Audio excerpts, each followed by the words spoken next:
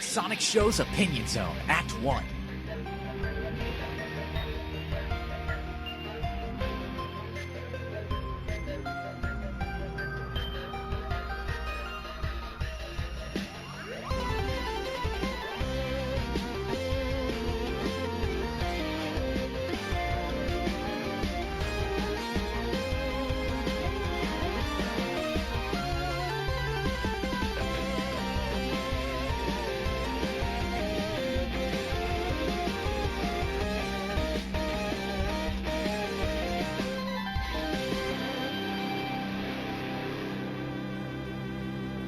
Hello, this is a Sonic Show thing. I don't know what this thing is yet.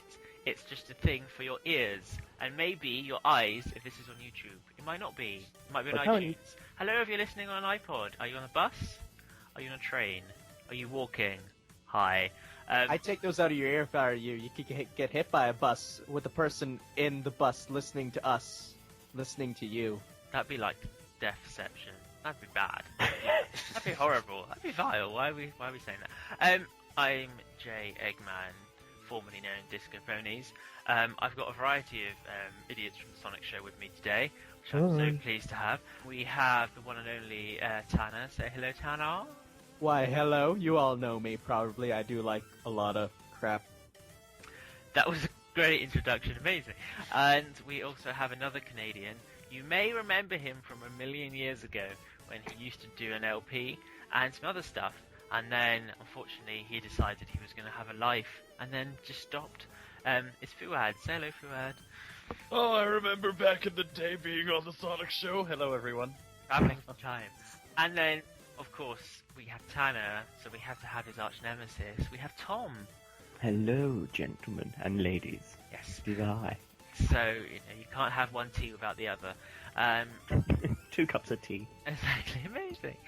That was great. It was good. And of course we do have another person who always ends up in these sort of things. It's Donnie. Hi guys. Why? Of Sonic Paradox news paradox of news. Now the reason we're here is there's been a lot happening and big changes in the world of video games and gaminess. I said gaminess. The main thing is we've had a new console announced quite recently. Most of us watched it together, the conference. It was all quite exciting. I know why they're bringing one out, because they had to get their console out at the same time, ideally before Xbox, if they want to stay in the game. Because Jamie, it's the next box. I'm sorry. Wait, really? So then, before the next box, because last time Xbox 360 had such a head start, and that screwed Sony over completely, because everyone wanted next gen. They bought an Xbox, then the PlayStation, when it eventually came out, was so expensive, had nothing on it, whereas everyone had gotten to grips with the Xbox. So obviously they need to release it out.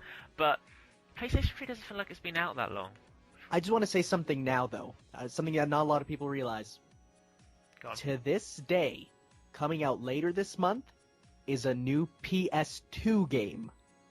They are still making PS2 games. Is it that Final Fantasy one? Yeah, it's the Final Fantasy expansion pack. Yeah.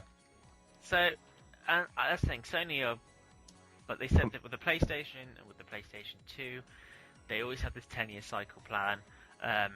PlayStation 2 has gone way beyond that. They've only just stopped manufacturing PlayStation 2s. Which amazes me, because I can't find new ones anywhere. So, we started, and I thought the conference was going to be like, this is what we have coming out on Vita and PlayStation. At the very end, they were going to go, oh, by the way, PlayStation 4 is coming. We'll see you at E3. But no, straight from the get-go, this is PlayStation 4. Here is a logo. Here is a creepy as fuck British man who's going to show you the controller. He was so creepy. Oh god, his eyes. Oh my god. It's like they're trying to make their own Reggie, because they know how popular the Nintendo CEOs are. You got Reggie, you got Miyamoto. So they bring out this one guy thinking he's going to be as likable as Reggie. And no, the opposite. My sister was saying his eyes are staring into my soul, and they were. I mean, he's done a lot of amazing things, apparently. Yeah, it's true. I mean, He's giving children Scary looking nightmares. guy, though. And he showed one of the new. I mean, they went through very briefly the specs. It seems to be very much off-the-shelf stuff, but almost like a custom-built PC, which is probably a sensible idea after the whole sale bollocks that happened last time, where just no one could develop for it. Is 8 gigs of RAM more than they need? Does that seem necessary? Oh, there's people complaining that that's not enough RAM. You got the PC Master Race fanboys here going around saying, I got this on my PC 6 years ago, and then, get on my level, console fanboys. And I'm just like, okay, here we go.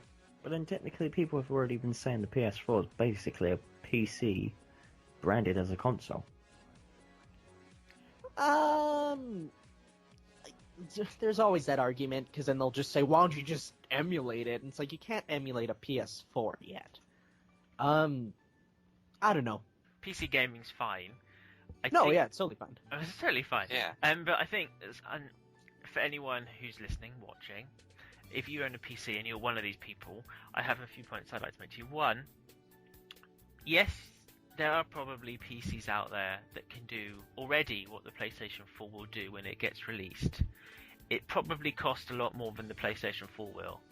To have a top-end PC, a few grand, whereas this console, at most, hopefully, will be no more. If they've got any common sense, they won't price it over $400. If they have any common sense. That sounds about right. So yeah, Well, that's debatable these days. That's instantly going to be cheaper than to get the same thing on a PC. Also, those specs can go a lot further, because when you're making PC games, you've got to adapt it for so many different variations. Whereas if you have a set thing, think of like Tomb Raider's coming out next week, and that game looks gorgeous. Sex. It does look sex. Yep.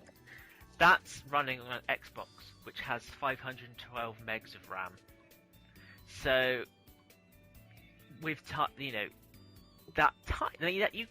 you can't run probably Windows 8 with that amount of RAM. Nope, I've tried. So you've got things like you've got an operating system running in the background and stuff. It's just with years they can optimize and optimize and optimize. So the whole PC argument just gets on my tits. What they very, very quietly mentioned I quite liked was just they've got a Kinect basically, and they just rushed that to the side. I thought that was quite sly of them. I can't imagine what they'll do with that. I mean, I'm guessing this light means the controller will be used in the same way as the Move controller. Most likely, yeah. But the thing is, like I was saying, online, I watched online reactions at the same time. A lot of people were saying, oh, it's a ripoff of the Kinect. But I just want to say, what was the first console to have a camera? The PS2.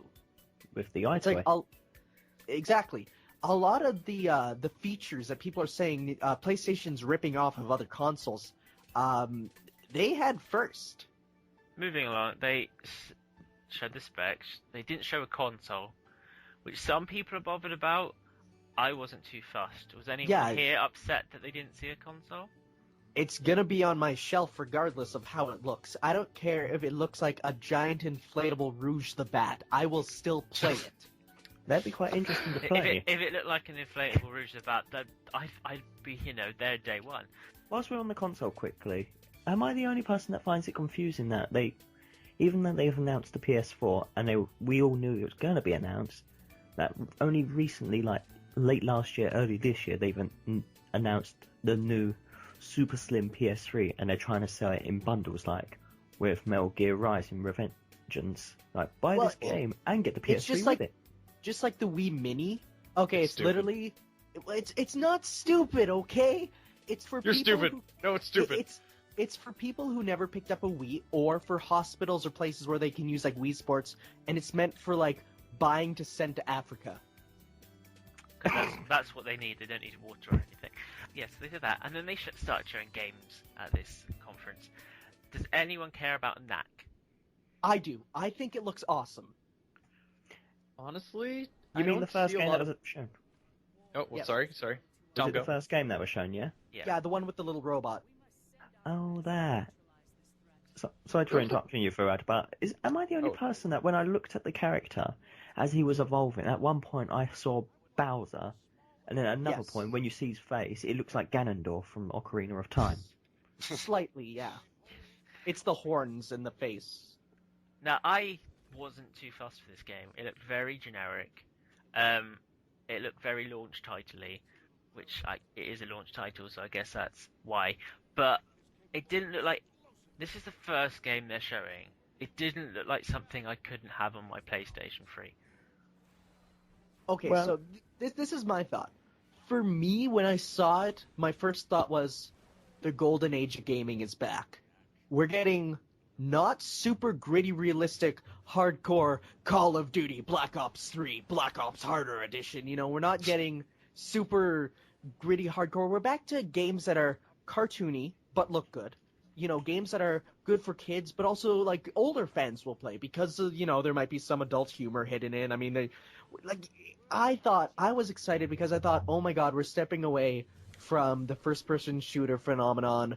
We're going back to the good old days of the PS1. You know, my buddies Crash and Spyro. Except not, because Activision are dicks. Yeah. Well, But if we're going by it being a launch title, then technically it could be something very good. Because if we go by the GameCube, for example, Luigi's Mansion was a launch title, and when it first came out, people were just like, it's not that good. Then over time, literally, it's become one of the most iconic, legendary GameCube games known to man. I guess the character didn't look, you know, you're talking about the golden age, but this wasn't the new Crash or Spyro. It was something that will be forgotten about and be just lost within launch titles. The animation on the human characters, they looked all very dead behind the eyes and just looked a bit weird. I wasn't that thrilled about it. Talking though of Brown, one of the other games they showed was a new Killzone game, which Okay, I know. I have some words to say on this. You know, I'm a big first-person shooter hater. Yes, you are. Go ahead. What were your Okay. thoughts? So, What? when I saw this, I'm like, oh, yay, Killzone. But as the trailer started, I'm like, oh, it's not brown. They had the blues and oranges, and even like some green I saw, and I was watching it, so I'm like, oh, it doesn't look half bad. And the more I watched it, the more I realized, it doesn't look that bad. But then the big explosion, and then the actual game started, and then everything went brown again. And then it was all like fire and people dying and like I know, everything's right? brown. It's like, where did all the colour go? It's It was like, like playing Crisis City on a PS4. it was like that was all just a pretty bit. Now we'll actually get into the proper game where we just lose all Okay, that's creativity. kind of true, actually. So what other games we had? It Yeah, looked really Infamous. cool. Infamous, sorry.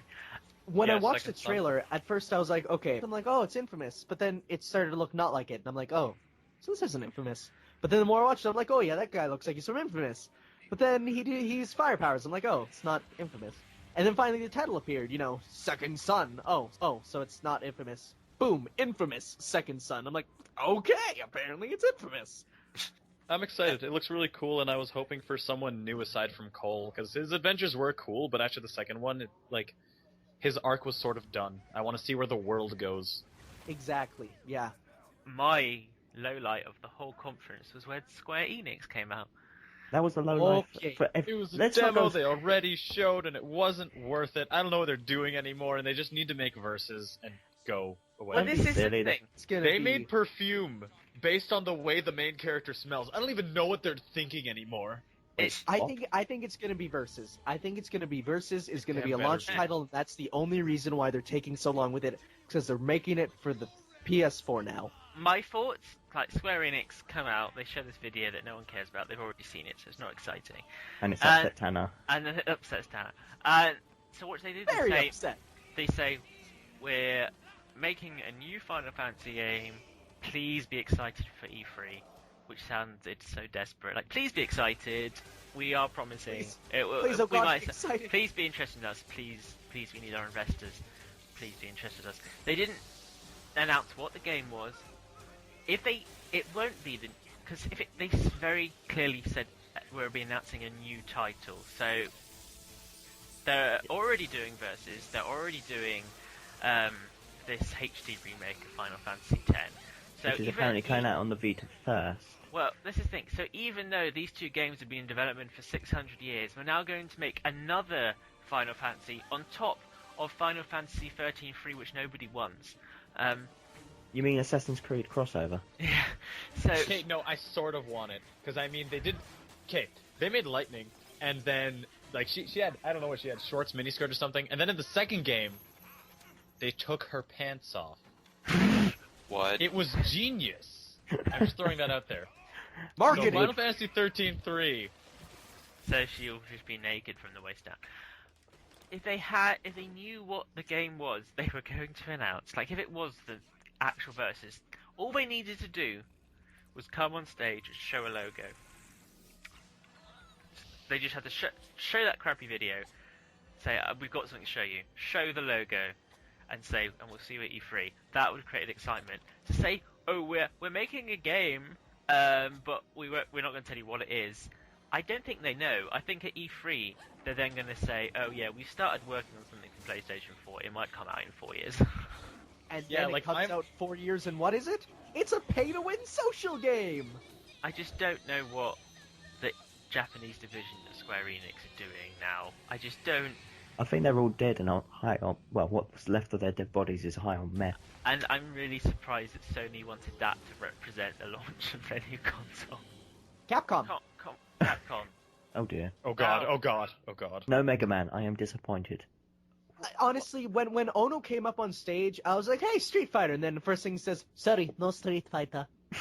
That was amazing. It was The super generic Dungeons and Dragons game that had literally nothing special about it. Yes, it looked slightly pre-rendered. Oh, It that seemed- thing. You mean it the one that seemed- looks like Dark Souls, but in groups? It seemed a bit Killzone 2 back in 2005. Honestly, it looked so hilariously generic. No, not cheap. Like, No, it's a graphics-wise... cheesy.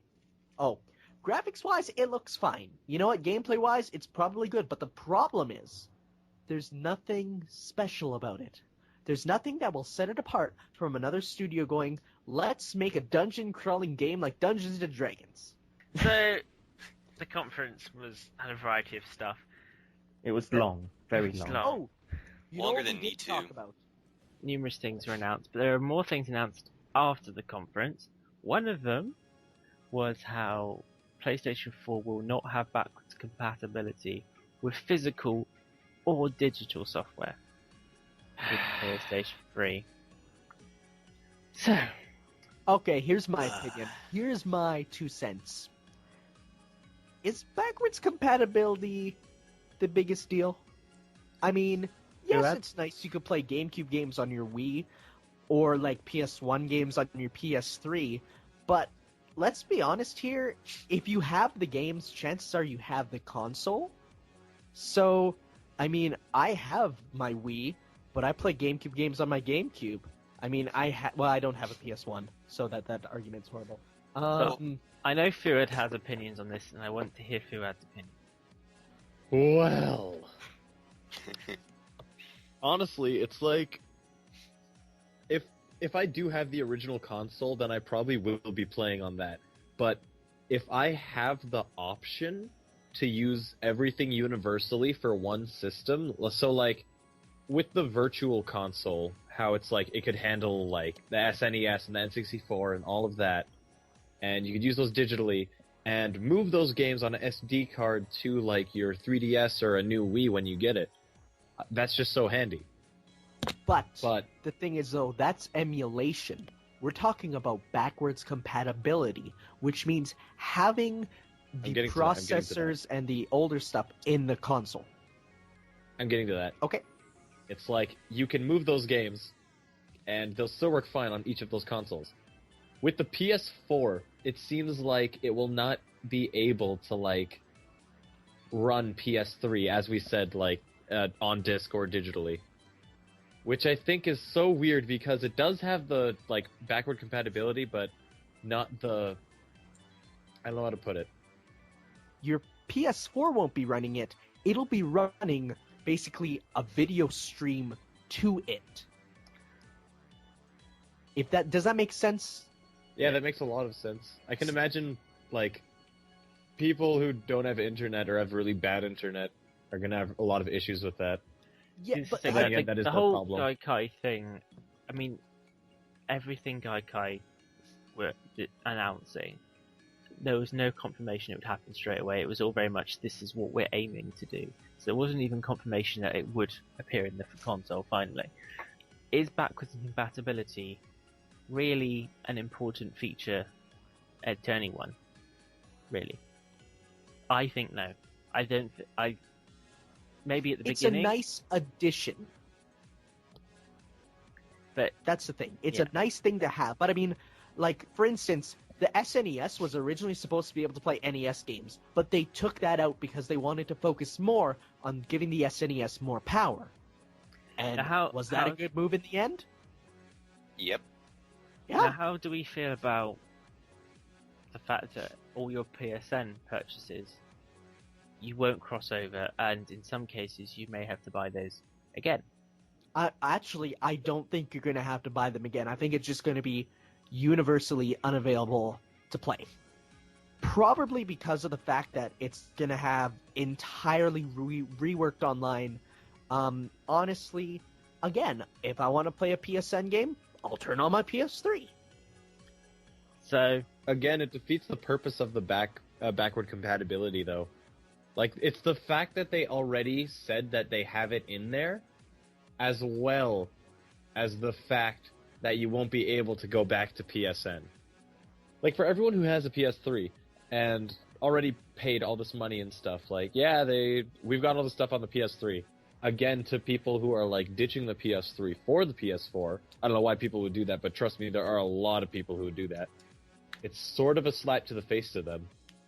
Pretty much. One thing they didn't announce, or they confirmed that wasn't going to happen, was they have confirmed that there will be no system in place to block used games. Are we pleased or indifferent? I don't play used games, but it's more for if, say, I want to bring a game over to Fuad's place to play with him, then I wouldn't be able to do that. That bothered me more than used games, because I don't play used games. Honestly, though, I think the next box might have that. And how do we feel about that? I'm not happy with that. I mean, it doesn't affect me because of the used games, it affects me because I want to play a game with a friend. As long as it's my gamer tag, it wouldn't matter. It'd be tied to my account. So it'd be said, you can play this. So I could go to my friend's house and just sign in as me, and then play it. No? I don't know. Again, it's an up. Well, it's not really up and down. It's all down. It's really one of those things where it's not up or down. It's either down or neutral. I'm not a supporter of pre-owned games at all. Don't like them. You're not? No, I don't. You spend millions and millions of pounds developing a game, and then you put it to sale, and then you make a percentage of whatever it sells for. Yeah. A pre-owned game, you get that's 100% profit to the store. That's true. The developer, the publisher get nothing from that, and it's things like that that hurt the industry, and the industry can't afford that sort of thing anymore. Yes, games can be expensive. Gaming is an expensive hobby. You've chosen to get into this hobby. It's going to cost you money. Sorry. You're going to have to save up and possibly buy less games. Life is tough. It is, because games nowadays require so many resources. It costs a lot, but they need to sell a lot just to, break even. So when you're buying a pre-owned game, you're effectively saying, I like this game, I'm willing to spend money on it, but I just don't want to give any of the money to the people who actually made it. I just want to give it all to GameStop or whatever. Donnie, you said like nothing. What's your opinion on this? On what, the own games thing? Pre-owned games thing? Oh, yeah. Hey, Donnie, you're here. Oh my god, exactly. I exist. Half of me wants to say half of me wants to say it's worth banning it, and half of me wants to say it's not worth banning it. Because, there's part of me that might not be able to get be able to play those games if they're already been, pre-owned, and it's complicated. Like, I want the pre-owned games to stick around because I do feel like they would, the whole rule to stick around because I do feel like it would be beneficial to the industry because I think it keeps the engine going, so to speak. But at the same time, I can see how it's causing people to suffer too. It's really it's both bad and good at the same time, and I can see why it's so controversial because it's something that's divided. It's really, it depends on your situation, your current situation in real life, and your personal opinions, really. Well put. Now, yes, that's all we're talking about today. I think we should wrap this up. And we may have another conversation like this if you guys like us chattering and create a discussion. Write your feedback or your thoughts of what we've discussed today in the comment section below, or if you're listening, just post on the Facebook page, tweet us at Sonic_show. Facebook.com/The Sonic Show, unsurprisingly. Post what you think. I want to know what you think. And also, if you have any questions for us, maybe we could do this again and answer questions from discussions you want to bring to the table. I'd totally be down for a Q&A session. Yeah, face twit Tamblegram. I'd be all for it. Ask us questions about what we do or whatever, or maybe you've seen something in the world of Sonic or gaming in general that you want us to have a discussion about. Tell us what your thoughts are, and we'll tell you why you're wrong. Yes. And trust me, there's a lot of reasons for that. So if we go around the room, the virtual room, and if everybody wants to say their goodbyes and also plug any of their stuff, start with the Tanner side. Hi, I'm Tanner. You should watch my videos on my channel, watch my videos on the Sonic Show channel. I love all of you. Seriously, I love all of you, especially the girls. I'm kidding. Not really. And if they want to contact you, Tanner, how can they contact you? YouTube.com/goodbye18,000, Facebook.com/Let's Player of the North, and Twitter, Tanner_LPer. Who added? What? What's happening? You're doing your Kickstarter. not Kickstarter. You're doing your spiel Oh, on my how people can Kickstarter. contact you. Yeah. Okay, well, I have a new YouTube. People who still friggin' knew me as Metal Hero. Now it's Foofa Daffodil Gaming. I'm gonna give you some text to throw on here because I still can't even spell that right. Message me on there. I have a Twitter too, which is Foofa Daffodil. And I'm yeah, glad you have something so easy to spell. yeah, same. Amazing. And Donnie? Well, you can always go to Sonic Sega Fan 991 on YouTube. That's my YouTube channel. And you can always go to SSF 991 on Twitter. And do expect that there will be a lot more talking on Twitter than there will be in this episode. Cool. Yeah. Hooray! And, well, obviously me, Jamie Eggman, formerly known as Disco Ponies. Whatever you're listening or watching, that's how you find me. You're already there. Half the work's done. Isn't that amazing? Way to go, guys. Way to go. So, thanks for listening, or watching, or whatever you're doing. I hope you didn't run over a dog if you were listening in a car. That'd be tragic. Sad. Because puppies. Hope they didn't run over a fellow fan, like Tanner was saying. Exactly, don't do that. But make sure you post down in the comments below. What do you think on the subjects we've discussed, and what discussions would you like to discuss next time? Would you like there to be a next time? Tanner, off the top of your head, name a Sonic piece of music from any game. Now, go. Sweet Mountain. Cool, that's what we're going to play out to. Everyone say bye. Bye.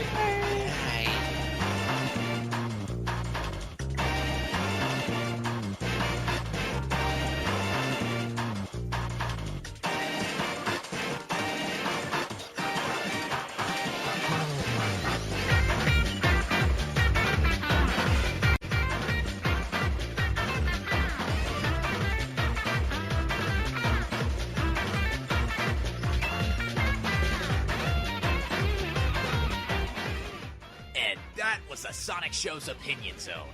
Copyright Disco Ponies Productions. Sonic the Hedgehog is copyright of Sega Corporation.